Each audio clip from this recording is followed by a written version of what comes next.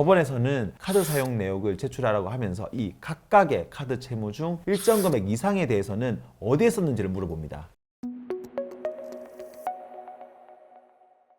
새로운 도약을 꿈꿉니다. 기사회생TV 김민수 변호사입니다. 요즘 신용카드 안 쓰시는 분들 거의 없잖아요. 그러다 보니까 개인회생 신청하는 분들 중에 거의 대부분이 카드빚이 있습니다. 그런데 회생을 하게 되면 이 카드빚 관련해서 법원에서 꼭 물어보는 질문들이 있는데요. 만약에 법원에 이러한 질문에 답변을 제대로 못하면 변제금이 올라갈 수가 있어요. 가끔 회생 상담해보면 아직 카드 안 막혔다고 신청 직전에 카드로 막 물건을 사고 카드론 받아가지고 막 써도 되는지 이렇게 물어보는 분들이 있거든요. 만약에 그렇게 되면 과연 어떻게 될까요? 오늘은 신용카드 관련해서 회생법원에서 어떤 보정이 나오고 거기에 대응하려면 평소 카드 사용은 어떻게 해야 되는지를 자세히 알려드릴 테니까 회생 신청하는 분들은 꼭 참고하시기 바랍니다.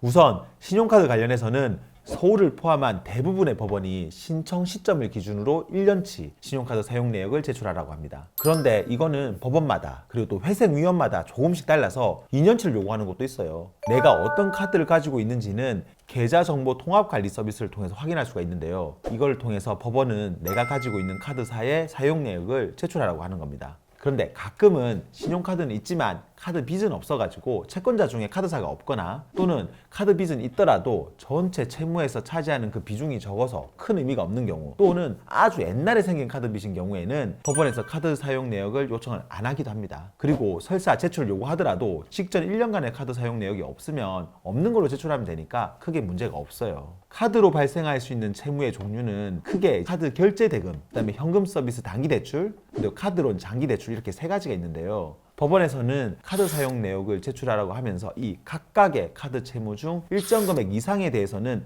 어디에 썼는지를 물어봅니다. 가령 예를 들면 최근 1년 동안 카드 사용 내역 중에서 일반 물품 결제 대금은 30~30만 원 이상, 그 다음에 현금 서비스는 50만 원 이상, 카드로는 100만 원 이상 쓴 내역에 대해서는 구체적으로 그 돈을 어디에 썼는지 사용처를 소명하라고 합니다. 이 금액은 법원마다 그리고 또 법원 내에서도 회생위원마다 조금씩 다른데요. 대략적인 기준은 방금 말씀드린 금액이라고 생각하시면 돼요. 법원에서 사용처를 소명하라고 했는데 그게 이제 단순 생활비 또 뭐 대출금 변제 같은 게 아닌 도박, 낭비에 해당되면 그 돈은 모두 청산가치에 반영이 됩니다. 청산가치에 반영된다는 게 무슨 말이냐면 청산가치에 반영된 돈만큼은 내가 가진 다른 재산과 합쳐서 그 돈 이상은 변제금으로 내야 된다는 겁니다. 그러니까 쉽게 말해서 이렇게 문제되는 돈이 많아져가지고 청산가치가 올라가면 법원에 내는 변제금도 올라갈 수 있다는 거죠. 카드 사용 관련해서 주로 문제되는 게 뭐냐면 뭐 스포츠 토토나 인터넷 도박 또 뭐 모바일 게임 아이템 구매 비용 같은 사행성 행위로 쓴 돈, 노래방이나 주점에서 쓴 유흥비, 그리고 특정 개인한테 입금한 편파 변제 내역들이 문제가 돼요. 그리고 백화점에서 명품 같은 고가의 사치성 물건을 산 경우도 낭비에 해당돼서 문제가 될 수 있어요.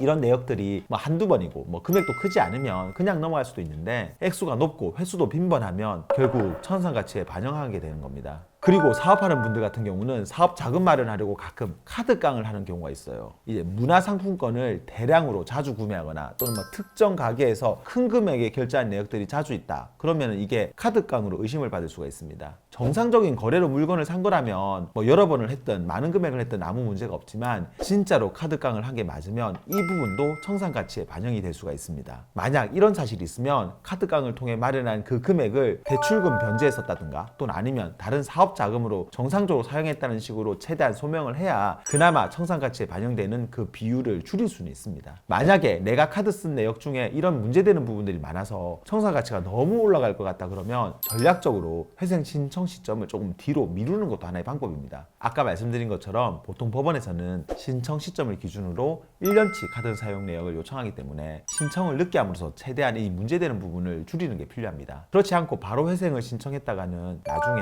청산가치 문제로 내가 감당할 수 없는 수준의 변제금이 나올 수도 있어요. 그렇게 되면 회생을 신청한 게 아무런 의미가 없게 되는 거죠. 그러니까 아직 신용카드 한도가 남아있다고 회생 신청 전에 왕창 비싼 물건 사고 카드론 받고 그러면 거의 무조건 법원의 지적을 받는다고 보시면 되겠죠?